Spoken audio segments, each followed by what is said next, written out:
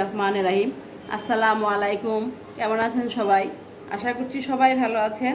স্বাগতম আমার রান্নাঘরে। আজ আমি তৈরি করে দেখাবো তালের পিঠা। বাজারে নতুন তাল নেমেছে। আমি এখানে তাল অল্প সামান্য পানি দিয়ে তালটাকে ভালো করে হাত দিয়ে ছেনে নিয়েছি। এখানে নিয়েছি চিনি, এখানে সামান্য লবণ, এখানে চালের গুঁড়া, এখানে আটা আর নিয়েছি কিছু নারকেল। এখন আমি একে একে কীভাবে কী করি দেখেন আপনারা। আমি এখানে এই যে চালটাকে নিয়েছি, তালের সাথে এখন আমি দিব চালের গুঁড়া। চালটাকে ভিজিয়ে পরে মেশিনে ভাঙাই নিচ্ছি। চালের গুঁড়া দিলাম, লাগলে আমি আর একটু দিব। তারপরে দিচ্ছি চালের আটা। চালের আটা দিলে পিঠাটা শক্ত হবে না, পিঠাটা সফট থাকবে। আটা, চালের আটার সাথে এটা প্যাকেটের আটা, সরি একটু ভুল হয়ে গেছে, এটা প্যাকেটের আটা। এটা দিলে আটাটা পিঠাটা নরম থাকবে, শক্ত হবে না, অনেকক্ষণ রেখে খেতে পারবেন। 2 দিন পর্যন্ত রাখলেও কিছু হবে না, অনেক সফট থাকবে। আমি এখন দিয়ে দিচ্ছি লবণ।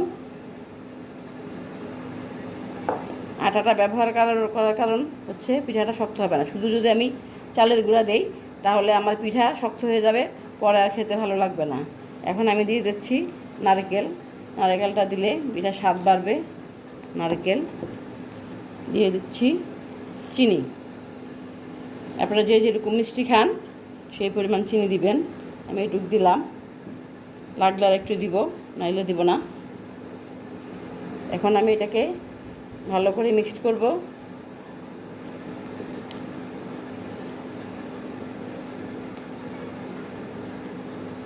খুব সহজ এবং খুব মজার একটা পিঠা। বাজারে এখন তাল পাওয়া যায়, তাল দিয়ে আপনারা এভাবে পিঠা বানিয়ে খাবেন, অনেক ভালো লাগে।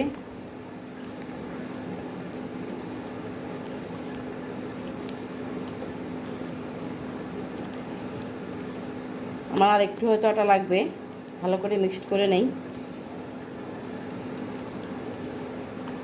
আমি তাল একটু বেশি নিয়েছিলাম, আপনারা আপনাদের পরিমাণ মতো নেবেন।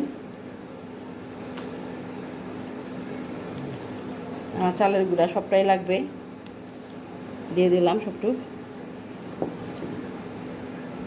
খুব সহজ কিন্তু খেতে অনেক মজা তালের পিঠা। নারকেলটাও দিয়ে দিলাম, প্রতি বাইটে না। তো আমার আটাটা মাখানো শেষ।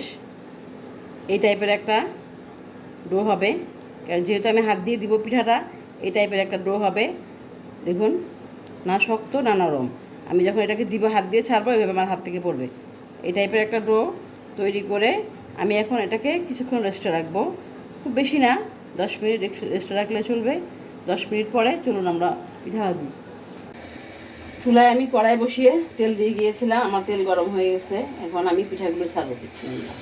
এভাবে আপনারা হাত দিয়ে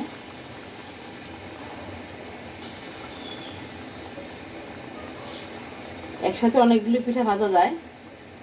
এভাবে আমি সবগুলো পিঠা দিয়ে নেব। তো ভাজা হয়ে গেল আমার পিঠা। আমি এখন এগুলোকে তুলব। এরকম একটু লালচে লালচে হলে পিঠাগুলো তুলবেন। এটা গোল্ডেন ব্রাউন না, এটা একটু লাল লালই হবে। এই যে এটা তোলার পর আরেকটু কালার আসবে। আমি তুলে নিচ্ছি ভালো করে, তেল ঝরিয়ে পিঠাগুলি তুলে নিচ্ছি। এরকম হবে। দেখুন পিঠাগুলো কি সুন্দর ফুলে উঠছে। দেখুন সবগুলো পিঠা ফুলে উঠছে, যে আমি যে আটা দিয়েছিলাম, আটার জন্য পিঠাগুলি ফুলে উঠছে। এই যে দেখুন তৈরি হয়ে গেল আমার মজা, খুব সহজেই মজাদার তালের পিঠা। দেখুন বাইরেরটা একটু ক্রিস্পি, ভিতরটা নরম। আমি একটা পিঠা ভেঙে দেখাচ্ছি। দেখুন খুব সফট। আপনারা এভাবে বাসায় বানায় খাবেন, আশা করছি ভালো লাগবে।